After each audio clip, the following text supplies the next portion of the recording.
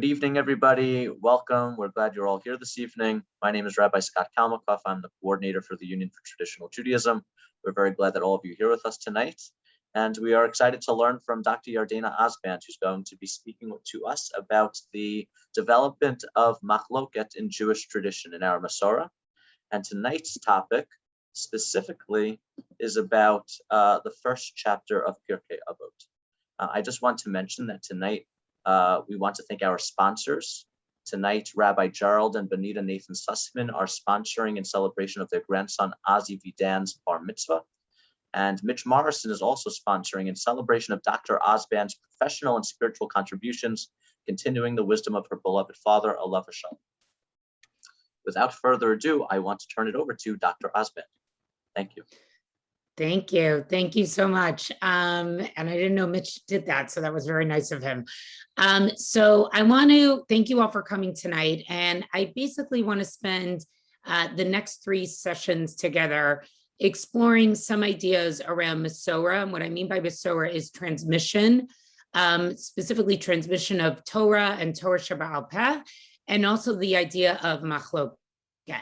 And the place that I like to start with is actually the first chapter of Pirkei Avot, of Ethics of the Father, which I want to argue, and I really believe is really a very tightly written chapter of Mishnah that I actually think is very deliberately written and collated in a particular way.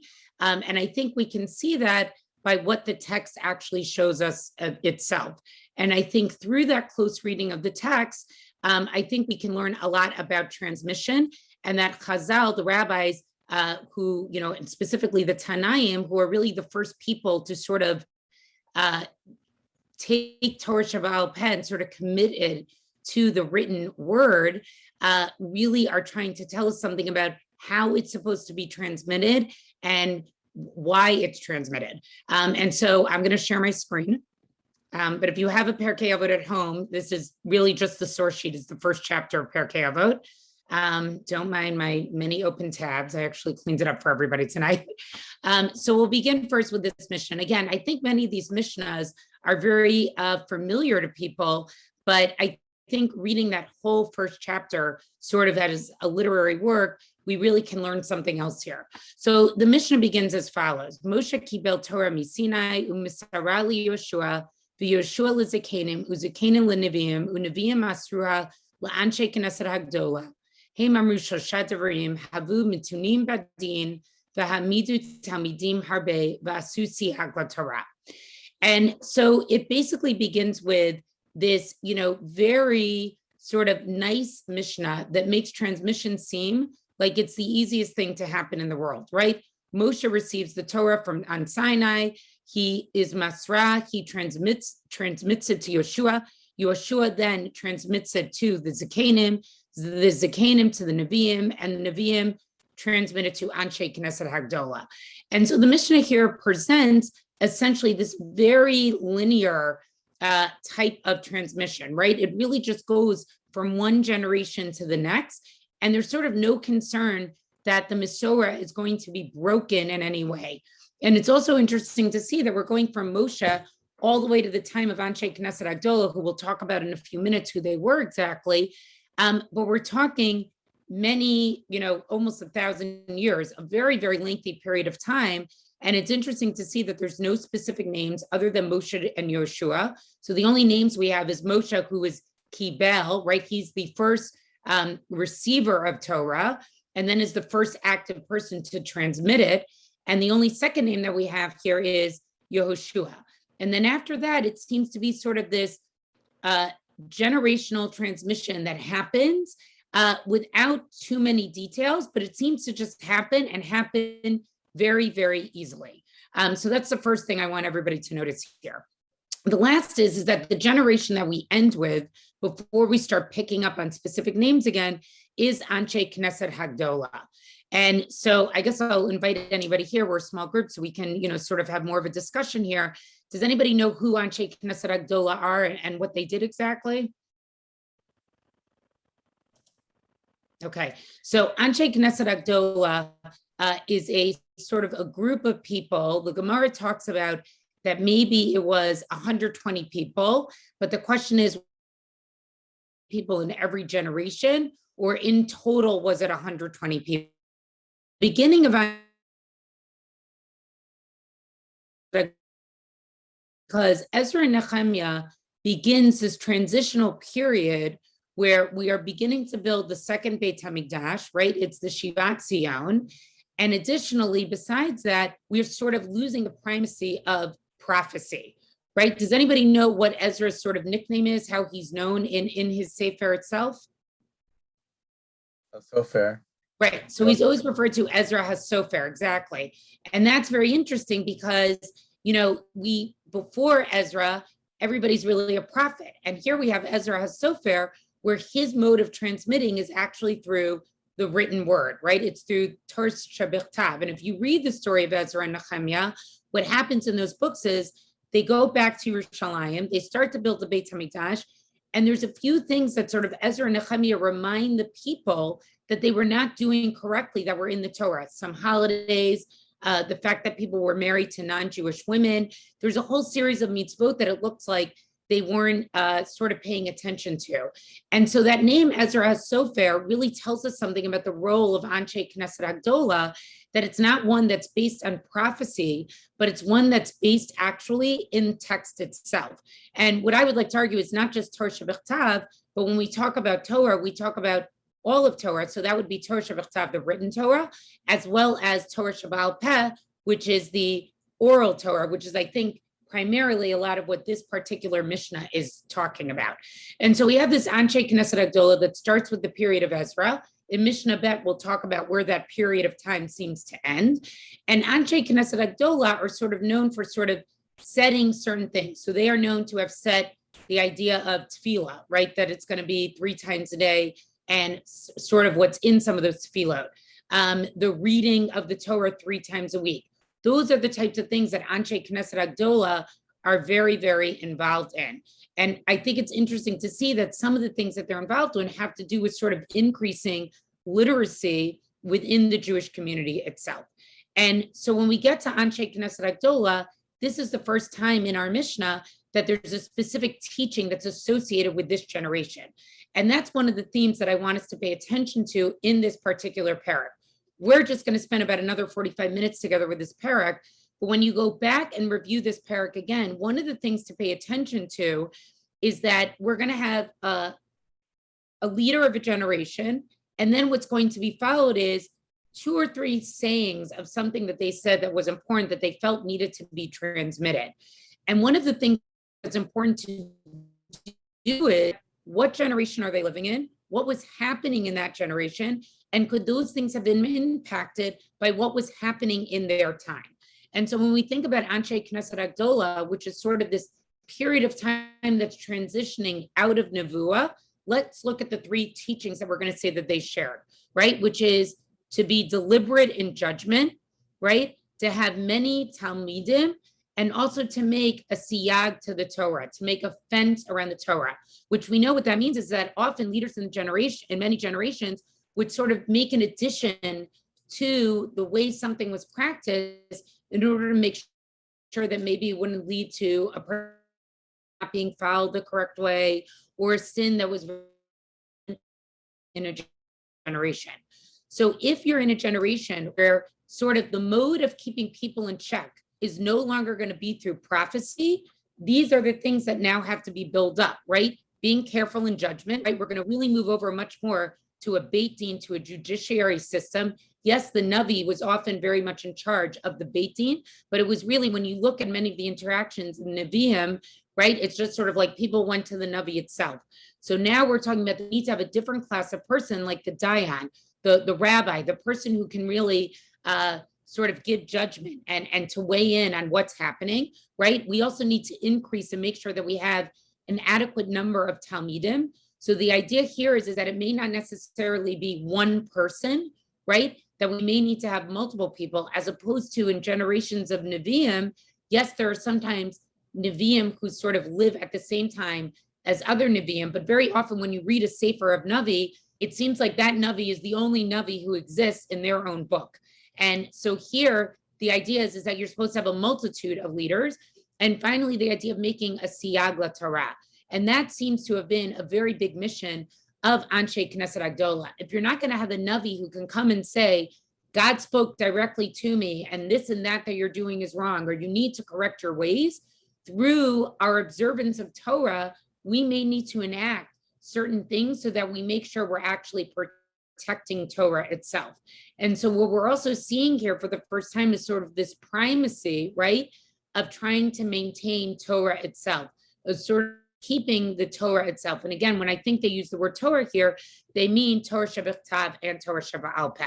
So from the generation of Anshe Knesset Agdola, we move on to the next Mishnah, and we get to Shimon Tzaddik. And this Mishnah we have to pay very close attention to. So the description of Shimon Tzaddik is Hayam Misha'arei Knesset Agdola. He is sort of the last generation, the end of the Anshe Knesset Agdola. And who was Shimon Tzaddik? Does anybody know anything about him? Who was? If you're doing Daf Yomi, there was a lot about him in Masachet Yoma, actually. So Shimon Tzaddik, he was a Kohen Gadol. And one of the things that we learn in the Gemara is that in the first Beit HaMikdash, and the second Beit HaMikdash were sort of around the same period of time. Each was about 350 years. But for the first Beit HaMikdash, if I'm recalling correctly, the Gemara says there were only 11 Kohen Gadols. For the second Beit HaMikdash, there were over 300 Kohen Gadols. But Shimon Tzaddik served as a Kohen Gadol for 40 years. And what that teaches us is that, first of all, he was one of the few righteous Kohen Gadols.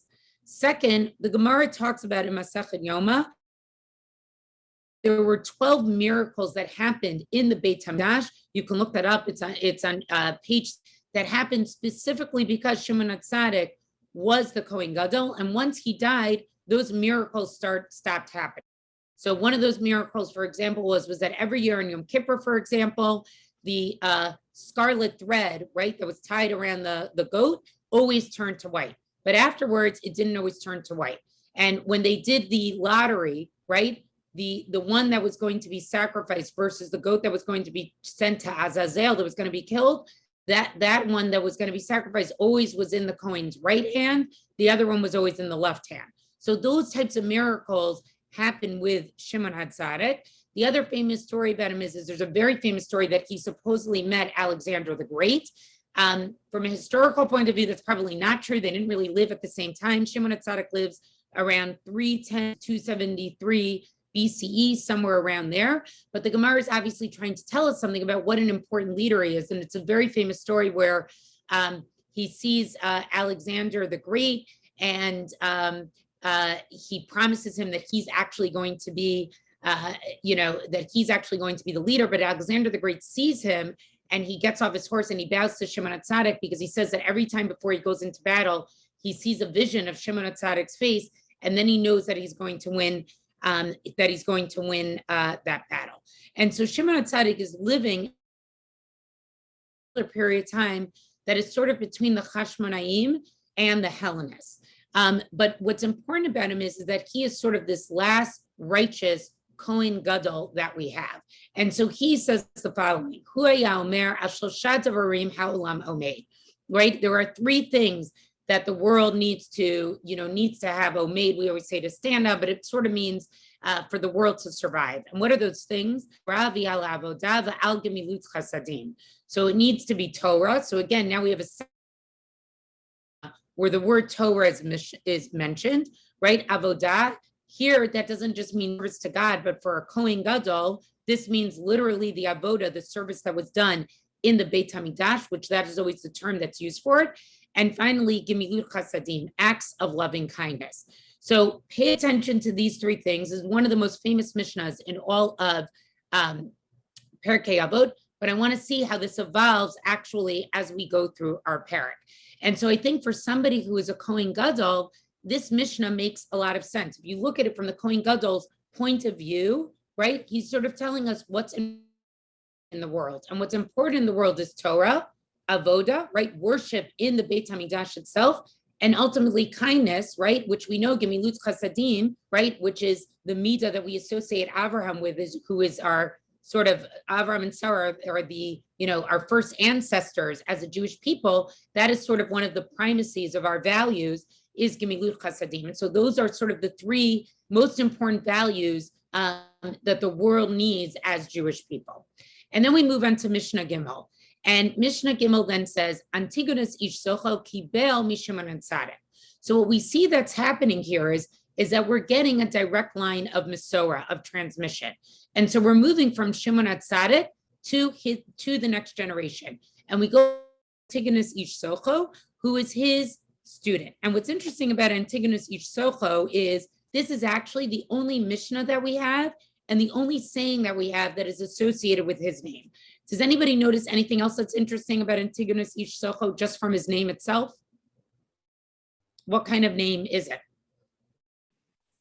Greek. Right, it's a Greek name. So it tells you that Hellenism was a very powerful influence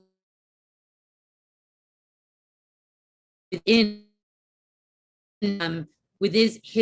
his right. So he's living during the beginning where Hellenism is really starting to take root in Judaism. And he says the following, Huaya Omer, Al tiyu ka'avadim hamishamshim et harav al manat lekabel prat, right? Pras. You should not be like servants who are serving their master so that you will get a reward. Ela have ka'avadim hamishamshim et harav lo al manat lekabel pras. You should be like servants who service their master because you're not going to be rewarded, right? In other words, you're doing it because that's just your job. You're just supposed to be a servant. You're not worried about what the reward is going to be. And then he ends by saying, V'yem oresh shamayim aleichem, and the fear of heaven should be upon you. So first of all, this is actually one of the first references that we have. Actually, some scholars say it's the first reference in any Tannaitic source that we have. Again, that's more academic discussion of the concept of shamayim, the idea that there's some sort of heaven or transcendental place that God resides or something like that. This is one of the mentions of that. But the other thing that's interesting to know about Antigonus ish socho is that he had two students. Antigonus ish socho is what we call sort of the start of the period of time of the Prushim, right? Which basically were literally means separatists, but they're really the start of Chazal, of what we call sort of traditional Judaism. Yes, I made a funny pun because I'm talking at UTJ, sort of what we think of as classical rabbinic Judaism. And it was founded by this group of the Prushim. And Antigonus ish socho, unfortunately, had two students, Zadok and one was Baitus. And Avot to Rabbi Natan, which is a book that was 200 years after Pirkei Avot, but seems to be text to Pirkei Avot. It fills in a lot of what's in Pirkei Avot. And Avot to Rabbi Natan, it talks about how these two students of his misunderstood what he was saying. And because he said you should basically work or service God like you are not getting any type of reward, what happened? They both basically said, you know what? It means there's no afterlife. There's basically no tzchar va'onesh. And therefore, the tzedukim, right, we know, were sort of became, this student Sadok, sort of became this very, very wealthy class of Kohanim who did not believe in rabbinic law. And we know, like, again, if you're doing Daf Yomi, there's a lot of discussion in Masechet Yoma that the biggest fear the rabbis had was that you would have a tzeduki Kohen Gadol who did the avodah on Yom Kippur, and they had a totally different way of understanding the Torah Shebechtav of how that avodah had to be done, and then your Yom Kippur service wouldn't have been done in the correct way. And so that was sort of the Tzedukim, and the Baitusim, who was from his student Baitus, believed in no afterlife, no concept of Techiyat HaMeitim, and they sort of believed in having great wealth and sort of, just enjoy life while you can. More food, more drink, more wealth. All of this is better. And so it's interesting to see that sort of this is all talked about in Avot de Rabbi Natan, that Antigonus ish socho's one thing that he's known for, right, sort of in the end, sort of gets twisted and is misused by his students. And so the question is sort of this last section here, Mesorah shamayim aleichem, right? Was that sort of an afterthought that gets tagged on to this? Because once he sees how his students misinterpret this statement, he needs to remind you still have to fear God. You still have to behave. And so I think this is an excellent example that you can't learn Mishnah. You can't learn these things unless you understand who the people that are quoted or associated with these sayings. If you don't understand all of this backstory about Antigonus Isocho, what he says just looks like a nice pithy statement, but you're not really understanding what happened to it, what it that he had students who really learned derech, and particularly his student Sadok. And this is an opinion of the Rambam, that it was his student that sort of started the Tzedukim, which was basically the biggest rivalry of rabbinic Judaism for hundreds of generations, because this was misinterpreted. And so the big question of this Mishnah is this end about having the fear of heaven, was this part of his original statement, or is this something that gets added on later because he sees what happens? And so this is sort of the next generation. So far we've gone all the way from Moshe to the end of Anshe Knesset Agdola, and then we go to sort of that first generation of rabbinic Judaism, which is Antigonus Isocho. And now we come to a series of Mishnayos that basically, the next few Mishnahs, which enters the next period of rabbinic Judaism, which is called the Zugot. Literally, the Zugot means the pairs, and this period of time is from about 200 BCE to about the year 0. And what happens here is that now we start to see a little bit of a breakup of the Mesorah, whereas before we saw its most then anonymous generation. Then we finally get reintroduced to a name of Shimon HaTzadik, and then to his student of Antigonus Isocho. But it seems to present this thing that there's sort of one leader in every generation, and that's who sort of transmits the Mesorah. And now for the first time, we're going to have 5 generations. These are the 5 generations of the Zugot, where there is a pair. There's basically 2 leaders. Now, the most famous of the Zugot, does anybody know who the most famous is? I'm sure somebody here knows who that is. So that's going to be Hillel and Shammai, who's the last generation of the Zugot themselves. And when we see the Zugot, traditionally we say that the first pair, the first person mentioned in the pair was the Nasi. The Nasi was sort of the political leader of the Jewish people. And the second was the Av Beit Din. They were the person who was in charge sort of the Beit Din, right? Of being careful in judgment, as is mentioned in that first Mishnah. And so the first pair that we have here is Yossi ben Yoezer Ish Sreda, the Yossi ben Yochanan Ish Yerushalayim. And one of the things we'll talk about in our next class is that the first time we ever see mention of the word Makhloket is actually with the generation of the Zugot, which makes sense, because once you enter the idea that there's sort of 2 people in charge, right, they may not agree on everything. And so the idea of Makhloket starts to creep in with the generation of the Zugot. But again, if you read this parak, if you read this chapter, we don't see anything about Makhloket at all. That doesn't seem to come into play at all. And so first we have Yossi ben Yoezer, Ish Sreda, and Yossi ben Yochanan, Ish Yerushalayim. And Yossi ben Yoezer, Ish Sreda, Omer, Yihi beitcha bayit, vad lachachamim, ve'vei mitzabek ba'afar raglehem, v'havei shoteh b'tzama et divrehem. So what does Yossi ben Yoezer say? He says your house should be a meeting house for the sages, become dirty in the dust of their feet, and you should drink their words thirstily. So Yossi Ish Sreda, right, Yossi ben Yoezer, his whole thing is basically the primacy of the rabbinic class, right? That a person, when they set up their home, what should your home look like? You should have a meeting house where chachamim come, where the rabbis come. You should be dirty in the dust of their feet. And then understand what he's doing very poetically here. Dust makes a person what? Makes you thirsty, right? And so once you're sort of sitting with them and they're in your house and you're experiencing, the dust, right? Even the littlest, dirtiest part of them, that should make you thirsty for more of their Torah. Now, look at this in contrast to what his partner says. Yossi ben Yochanan Ish Yerushalayim Omer, Yehi ve'etzcha patuach l'revach.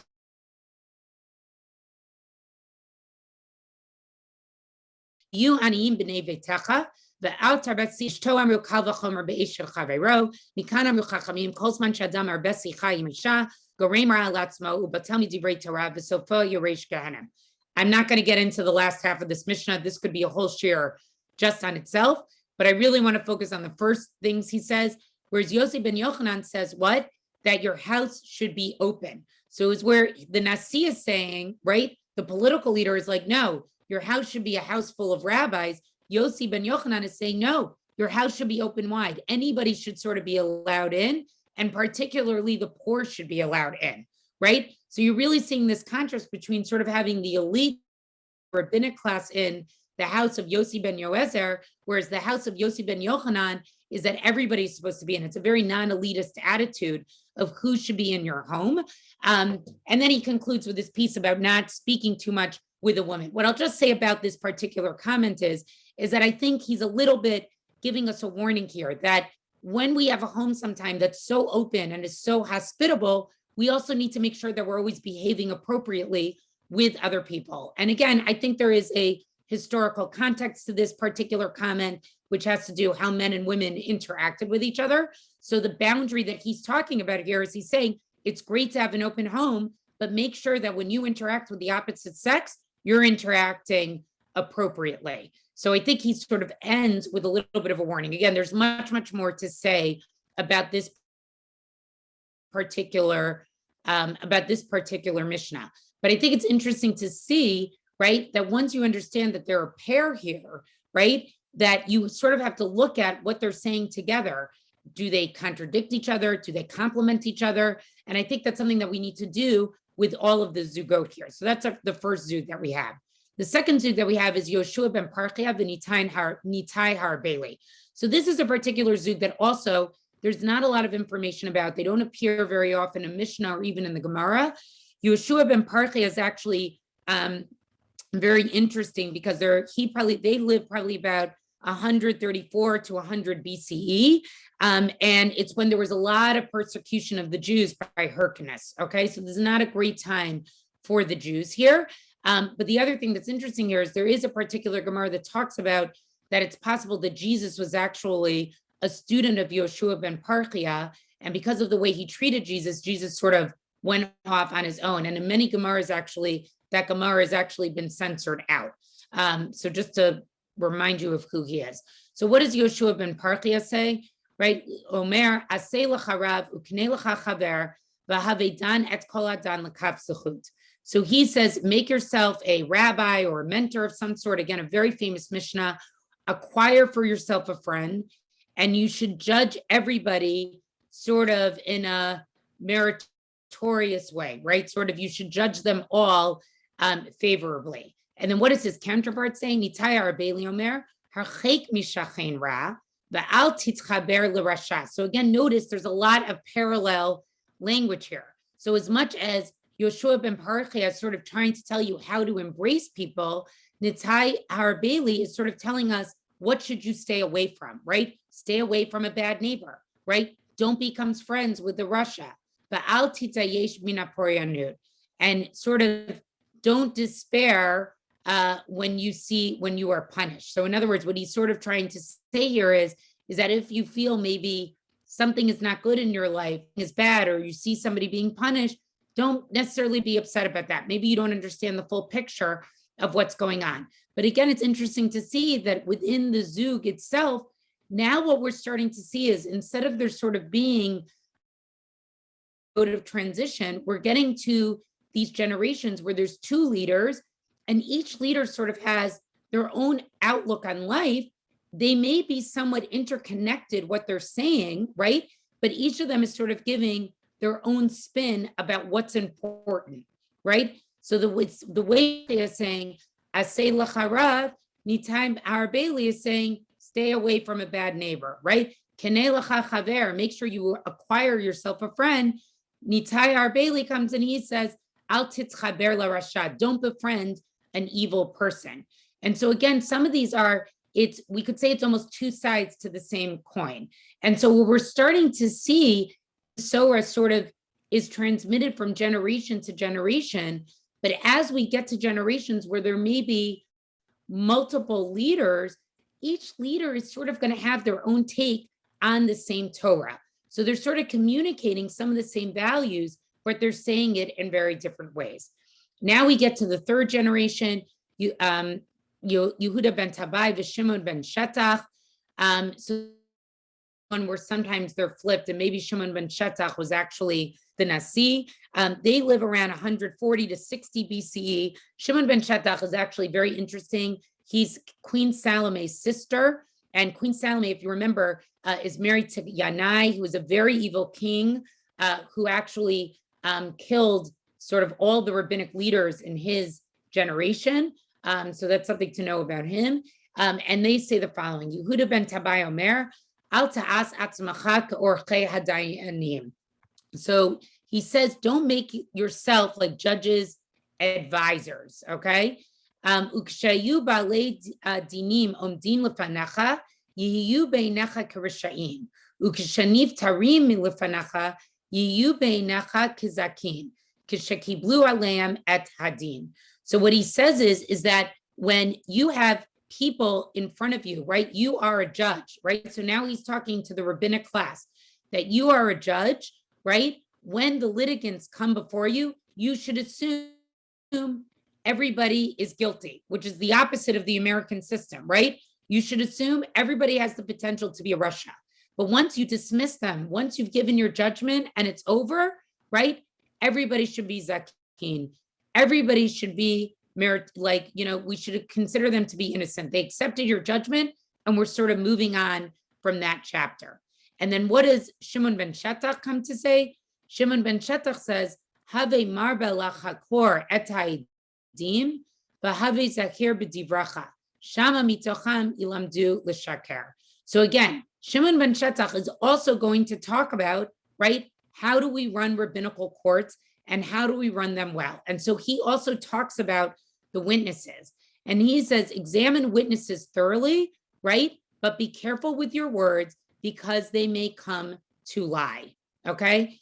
And there's a very interesting story in the Gemara that talks about that they were sort of on a case together, and Yehuda ben Pirkei maybe didn't judge it exactly in the right way. And so I think what you see here is that what Shimon ben Shetach is saying is we need to really change, we need to treat witnesses very, very carefully. That as a judge, we have a lot of power, right? And so both of them are sort of saying that. Right? If you look at it, Yehuda ben Tabai is saying we have so much power that we have to be careful about how we view the litigants in front of us, right? And we have so much power that we can't assume everybody's innocent. We have to start off by assuming that they're Russia, but we also have so much power that once that judgment is done, we sort of just need to go ahead and move past it. And then we have Shimon ben Shetach who comes and he says, we have so much power that even though we have this system where we bring in witnesses, Eidim, and we question them and we try to come to a judgment based on what they say, we could actually give very leading questions, right? And so both of them are talking about different aspects of the court. The first statement is about the litigants. The second statement is about how do we come to the judgment, which is a system of Eidim. And so again, there's sort of two different viewpoints about the same problem, but each one of them has a very different outlook. And so again, we're sort of seeing that the Mesorah becomes much more rich because we're sort of seeing that they're talking about the same thing, but they're not exactly aligning up exactly in the same way. Then we come to the fourth generation, Shmaya and Avtalyon. So again, very important to notice, they don't have Jewish names, the same as Antigonus Isocho. This is a time where Hellenism was very, very popular. They both were converts, actually. And it says, right, Kiblu Mehem, so they take it from that third generation. Shmaya Omer, Ehovet HaMlacha, Usenet HaRabanud, Ba'al Titabda L'Rashut. So he says something very interesting. Whereas the third generation seems to be very involved in sort of establishing rabbinic power. And again, if you know some of the stories of Shimon ben Shetach, where he really stood up to the king, that was a lot of what he was talking about.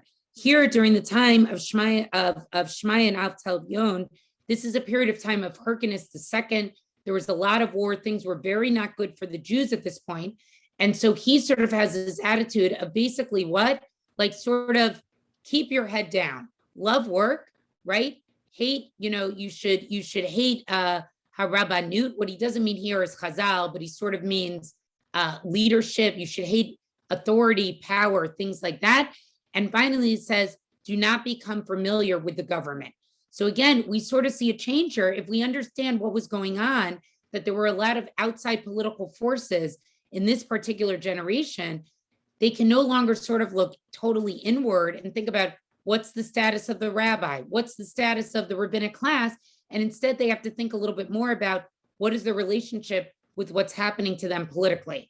And then we come to Avtalyon Omer, Chachamim hizaru b'divrechem, right? Chachamim, wise people, be careful of your words. Shama tachuvu chovat galut v'tiglu l'makom mayim raharaim, right? Because maybe something will happen. You will say something that will, what will happen? That you will actually incur the punishment of galut. So you can see in these words, these are very dark times. They understand that the end of the second temple is nearing, right? And that what will happen, that you will be forced to go to what? A place of evil waters. So we know that Mayim is always associated with Torah. So what he's saying here is that you're going to end up going to a place where there isn't a lot of Torah, right? And your students are going to drink from this. And what will happen to them? They will die. Meaning if we end up going to a place, a diaspora of Mayim Hara'im, the Mesorah is going to end because your Talmidim are going to die. And what's going to happen? That the name of heaven is profane. And so I think here what we see is sort of two different approaches. What do we do when things are very politically difficult for the Jews? So Shmaya, who's the Nasi, again, who's sort of more of the political leader, right? What does he come to say? He's like, keep your head down. Don't interact with the government. You shouldn't want any type of leadership or anything like that. Avtalyon, who we say is the Av Beit Din, right, who's more in charge of sort of the Torah, the rabbinic arm. So that's the viewpoint that he has of the world here. And what is he saying? He's saying, be very, very careful how you speak. Be very, very careful how you teach. Because what could happen? You could actually get us kicked out. We could actually be the start of the next galut. And not only that, it may be that you won't even have students who will be there to further the Mesorah, because you may end up in a place where Torah cannot even flourish. And finally, we get to the fifth generation, Hillel v'Shammai kiblu mehem. So this is the most famous zug, right? Hillel Omer, Have mitalmidav shel Aharon, Ohev shalom v'rodev shalom, Ohev etabriot umar kavan laTorah. So again, this sounds like the ultimate Hillel statement, right? We know, so a couple of interesting things to know about Hillel, actually. So this is, first of all, Hillel and Shammai is the time of Herod, right? So things are like a little bit better for the Jewish people, okay? But we know that Hillel's actually born in Bavel. So it's very interesting. It tells you sort of what was going on in Eretz Yisrael, that the leader of that generation came from Bavel and went to Eretz Yisrael. And we know that Hillel sort of always represents sort of, treating people nicely, this type of, ben adam l'chaveiro. And so we see that reflected here in what we say about him, right? That you should be like the Talmidim of Aharon, right? That you love peace, you chase after peace, you love brio, you love all creatures, u'mikarvan la Torah, and you try to bring everybody close to the Torah. And what's interesting about Hillel is Hillel, unlike anybody else, he actually gets 3 Mishnahs to his name. So I think that also tells you something about how important Hillel was. Everybody else gets sort of 1 Mishnah, but it's telling you something about what an important leader Hillel was. He gets 3 here. The next one he gets, right, Huay Omer, Neget Shama Aved Shamed, Udelo Mosif Yasif. So this one, it's interesting. It's also in Aramaic. Udelo Yelev Katla Chayav, Udishtamesh Betaga Chalev. So he says, what? Spread a name, lose a name, and one who does not increase knowledge ceases knowledge, and one who does not study it is liable to die, and one who makes use of the crown of learning passes away. Meaning he's saying if you sort of misuse Torah, if you use it for power, or you don't use it necessarily for the things that it should be used for, right, bad things are going to happen. So this is a little bit of a darker Hillel than I think that we're generally used to seeing. And finally, we have the third one, Huaya Omer, Im ein anili mili, shani latzmi mani, vimlo achshav ematai. And I think this is interesting because he's always viewed as sort of this very selfless person, but it's interesting to see that sort of tempered, right? Yes, you should be a Ohev Shalom. Yes, you should love people and love peace, but at the same time, you also need to worry about yourself a little bit, right? And if I'm not for me, then who am I for? But if I'm only for me, then what am I? And then the very famous being Lo Achshav Ematai. And then finally we get to Shammai, right? And Shammai always traditionally, when you see him, seems to be much more brief than Hillel is in any of the stories that we have in the Gemara. So it seems very fitting that, again, Hillel gets 3 Mishnayos and Shammai only gets 1. Shammai Omer, Aseh Toratcha Keva, right? You should make your Torah Keva. Now, again, this goes with the much more well-known personality of Shammai, right? Shammai's known to always have like a little bit of strictness in him, right? That's sort of the personality of Shammai. So he's the one who's, basically telling you, you make sure that you're always learning Torah regularly. And more ma'at ba'aseh harbe. Don't say a lot, do a lot. But I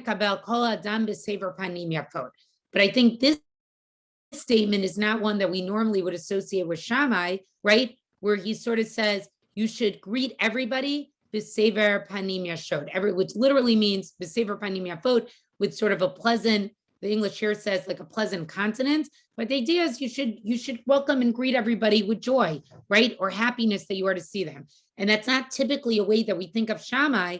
But again, what I want to point out is that what we really see, this generation is very interested in personal relationships, right? They're not talking about judgment. They're not talking about what type of home you should have. They're not talking about how to be a good teacher or what talmidim you should have. They're really talking about how do we interact with everybody in the world, right? And each of them has their own different take on it, right? So for Hillel, right, he is starting with, you should be this Talmid of Aharon. He doesn't even mention, right? He doesn't even start off by mentioning the word Torah, but sort of your love of peace and chasing after peace, right? And if you love everybody, followed from that is going to come Torah.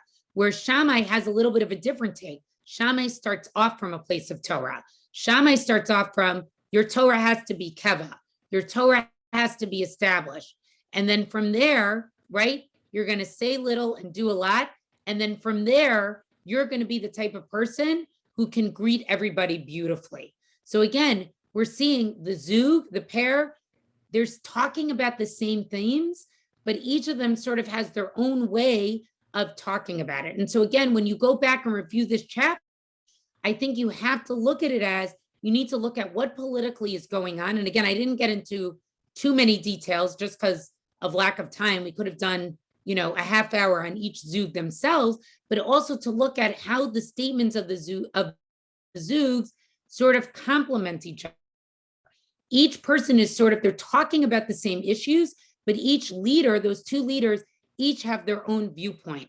And so again, for a chapter where we're talking about this sort of very linear transmission, it's interesting to see that sort of in this period, what we're beginning to see is sort of like an individuality, right? That each leader can sort of have their own way of looking at the same concept,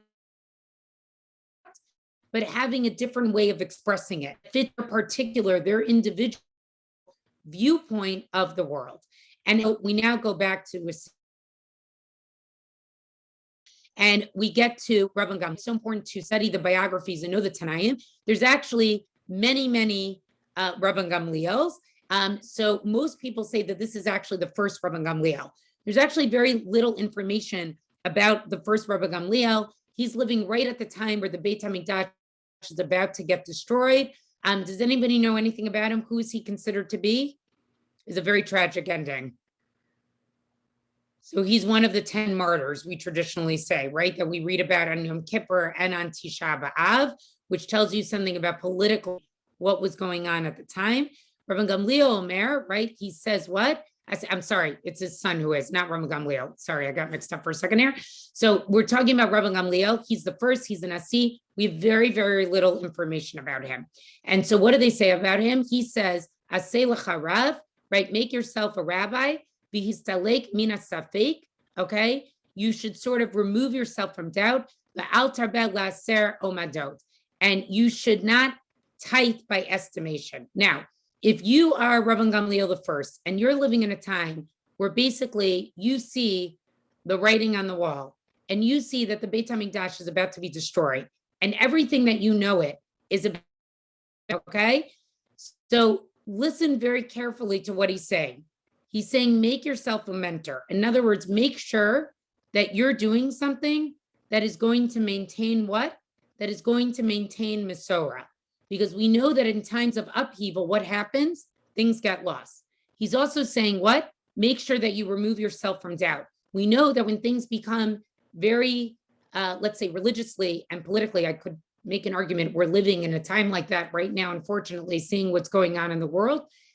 A lot of doubt starts to creep into people's existence.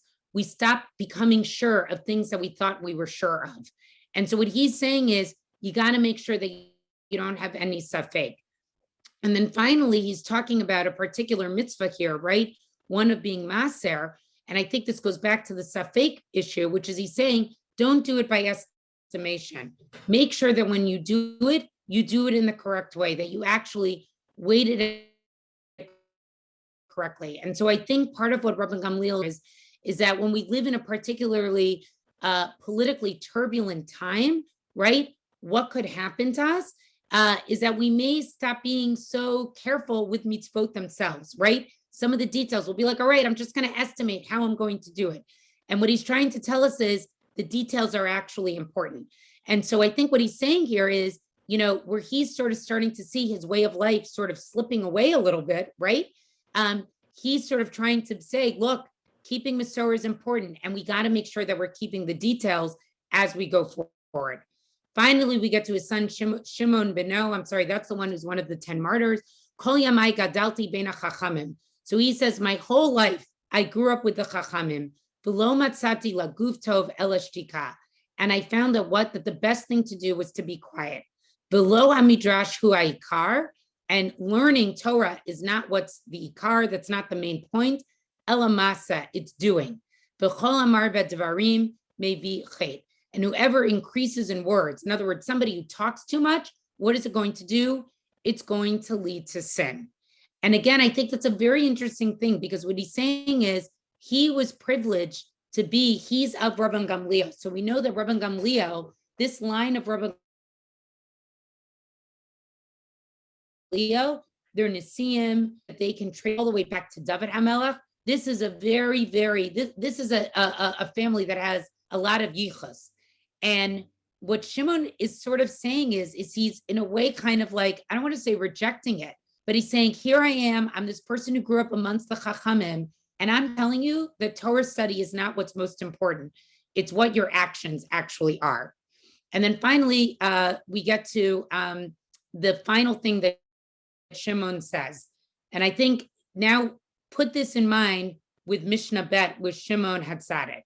Rabban Shimon ben Gamliel Omer, Ashlosha Devarim Haolam Omed, Al Hadin Vala Met Vala Shalom, Shenemar Emet Umishpat Shalom, Shiftu B'Sharechem. So what we basically see here is that we begin this parak, right? I'm just going to scroll up here so everybody can see this, with Shimon Hatzadik. And as we talked about, Shimon Hatzadik is a Kohen Gadol. He is, sort of, there were miracles that were for him in the Beit HaMikdash. He's the end of this generation of Anshe Knesset Agdola. And I think in a very deliberate literary way, the parak ends with another statement of a Shimon, but now it's not the Shimon of the Kohanim, it's the Shimon of the Chachamim. It's the Shimon ben Gamliel who grew up with the rabbis, because we're starting to see here that something has fundamentally shifted. And this Shimon ben Gamliel is living when the Beit HaMikdash actually gets destroyed. And so what essentially this parak is doing is it's taking us through generation to generation of Bayit Sheni, of the second temple period, which we know was not a politically calm period for the Jewish people. But what do we see? That we're ending and beginning sort of in the same way. We're ending and beginning with Al Shlosha Devarim Haolam Omed. That this core concept of thinking about what are the three things the world needs to stand on, that is the Mesorah. That is what's being transmitted. But what we see now is we talked about before that within a generation, right, the two Zugot may be talking about the same topic, but they sort of have a different viewpoint. Now we see a change from generation to generation. Whereas we started hundreds of years earlier with Shimon HaTzadik.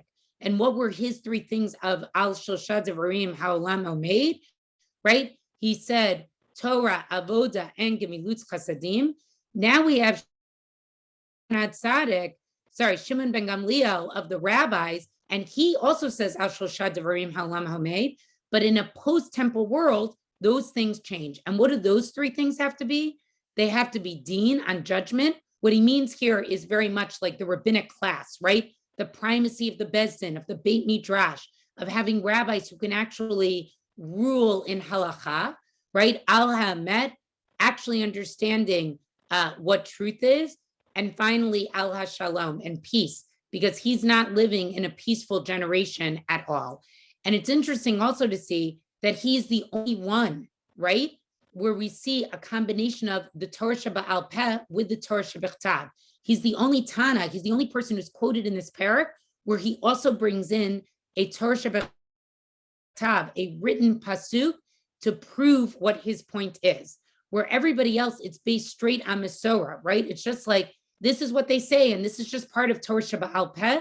We see that in the generation of Ben Gamliel, there's sort of a meshing, a bringing together of the Torah Shebechtav, Sheba'al Peh.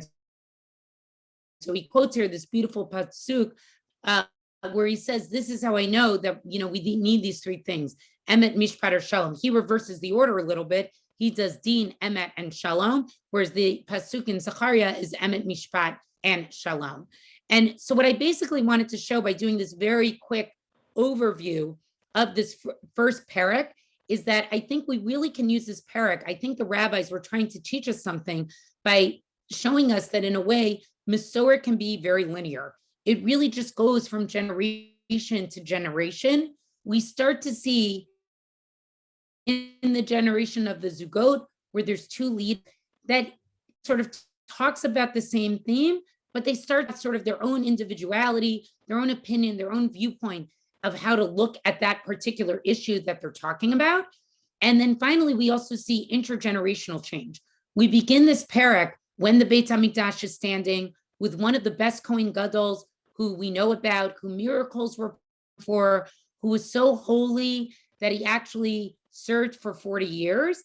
And his name is Shimon HaTzadik. And I think it's no accident at all that the parak ends with another Shimon, but this is Shimon. This is the Shimon who can trace himself back to David HaMelech, right to the king, who's really part of sort of this rabbinic class that's to be developed during, after, and by Sheni, right? That really becomes important once the Beit HaMikdash becomes destroyed, because we're no longer going to have leaders who are Kohanim. But he's still looking back to the past. He's still talking about a previous teaching. He's using the ideas of Shimon HaTzadik, the concept of Al Shlosha Devarim Ha'olam Omeid. But what does he do with it? He makes it a little different. He makes it relevant for his generation. And so I think ultimately what this parak is teaching us is yes, Mesorah is important. Yes, Mesorah is linear, but at the same time, we need to always view it with our own individual experience, what's happening in our generation, and even from can even change it a little bit. We can even modify it a little bit.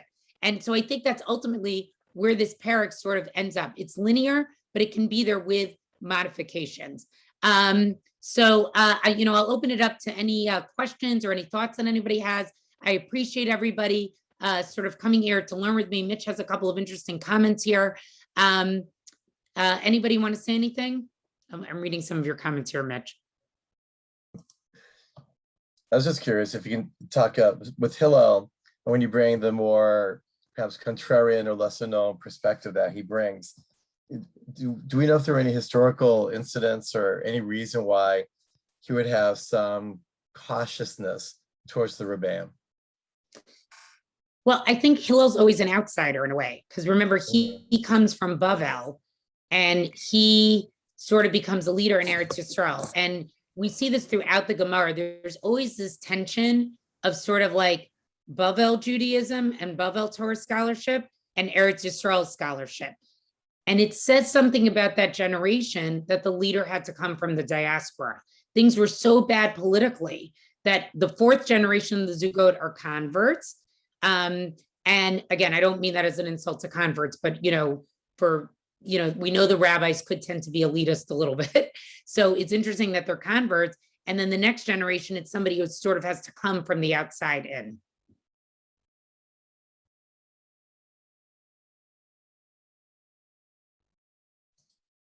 Anybody else? Any comments? Anything anybody wants to share? I made a comment to Mitch about his first comment where he was speaking about the kind of biographical commentary on it all. It was very similar to a Pirush of Rabbi Shimtov Gedigin.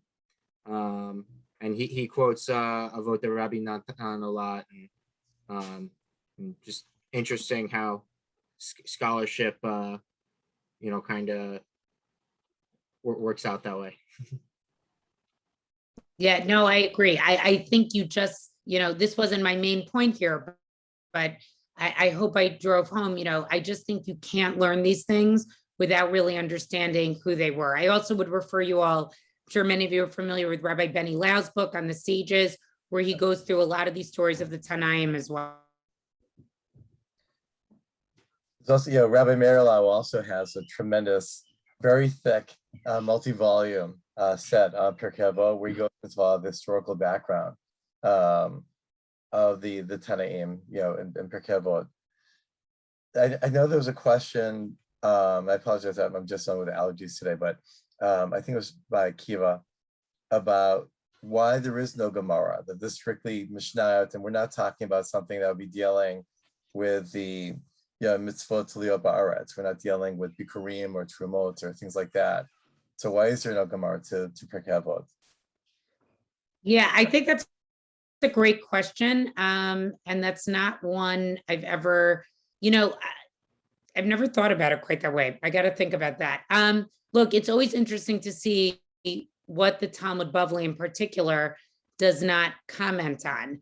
And I think the goal of the Yerushalmi and the Bavli, it's much more to get into the details of halacha. And, let's be like, yes, these are all sayings of ways to live your life, but it's not traditional halachic discourse. And so I think that's probably why, but Avot de Rabbi Natan is sort of a commentary on it. So you should look at that, because Avot de Rabbi Natan sort of fills in a lot of gaps or has a lot of parallel pieces to some things that are in Pirkei Avot or other parts of the Gemara as well. Yardaena, I thought what was really interesting as you're kind of like tracing through is you definitely see a tension point between a populist approach to Judaism versus a more hierarchical. The hierarchical starting off first with maybe a little bit more of the Kohanim and the Avodah centric, and then moving to more of the Chachamim. But even you have some who are like, on one hand, revere and be at Mitavek Bafar. You have to be at the feet of the sages. And then you have others who are basically, no, this needs to be a little bit more of a down-up process, not just an up-to-down process. How would you kind of right? But I think that's a theme we see throughout rabbinic literature, and that tension is always there. Sort of like, was the rabbi class sort of this elitist class that was to be revered, or is Judaism a little bit more populist? And I think that's something we see even being teased out in this particular parak, as this is sort of the parak where the rabbis are sort of establishing themselves. What does it mean to be part of the Prushim? What does it mean to be part of that rabbinic class?